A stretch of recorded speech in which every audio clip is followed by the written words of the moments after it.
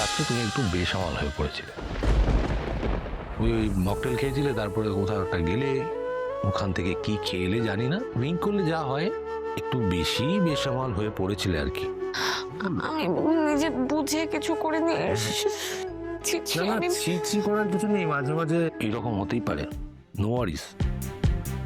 তারপর কি কি হলো?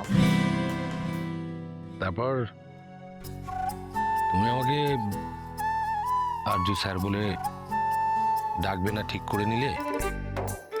আর্য আর্য করেই ডাকছিলে, ভালো লাগছিল। সব করেছি,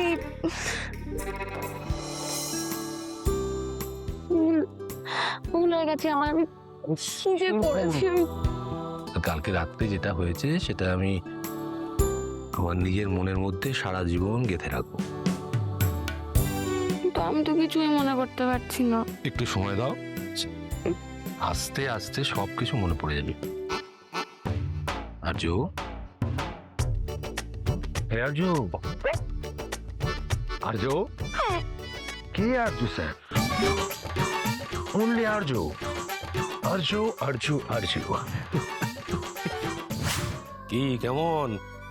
মা, কি সুন্দর করে সাজিয়েছে ওরা এই চা খাওয়ার জায়গাটা। এটা শুধুমাত্র চা খাওয়ার জন্য নয়, এখানে একটা ইভেন্টও আছে। এই যে শীত চলে যাওয়ার পর এই শিরশিরে একটা আবহাওয়া, লনে বসে হালকা রোদ মেখে চায়ে চুমুক দেওয়ার মজাটাই আলাদা। কি হলো, কিছু বললে না? তাকিয়ে আছো? আপনাকে এখনো চেনা অনেকটা বাকি আছে স্যার। কেন কেন? এই যে কি সুন্দর করে বললেন, একদম কবিতার মতন। এই শোনো, দাঁড়াও। কবিতা, উপন্যাস এগুলোর সঙ্গে আমার দূর দূরান্ত পর্যন্ত কোনো সম্পর্ক নেই। ঠিক ঠিক ঠিক, সেই আপনার মতন এত বড় বিজনেসম্যান একজন, সে যে এত ভালো গান করতে পারে সেটাও তো কেউ ভাবতে পারে না। যাই হোক, আমার মনে হয় কি মনে হয়, কি মনে হয়? এই ভাইদেরকে ডাকি, ওরাও নিশ্চয়ই চা খাবে। ঠিক আছে, পরে ডাকবে। তুমি কি মনে হয় সেটা বলো, ওরা ঘুমোচ্ছে। শীত শেষে রোদ গায়ে মেখে গরম চায় একসঙ্গে চুমুক দিলে ভালো হয় না? একটা ফোন করব। করো।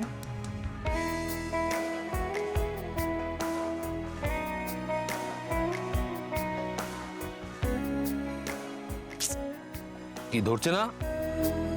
ঘুমোচ্ছে বলছি তো। ধরছে না, আমি তাহলে গিয়ে ডেকে আনি ওদের। যাও, যেমন শীষ তেমন তার ভাই।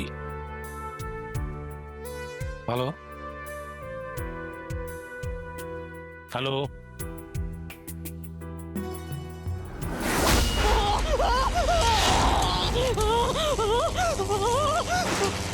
Oh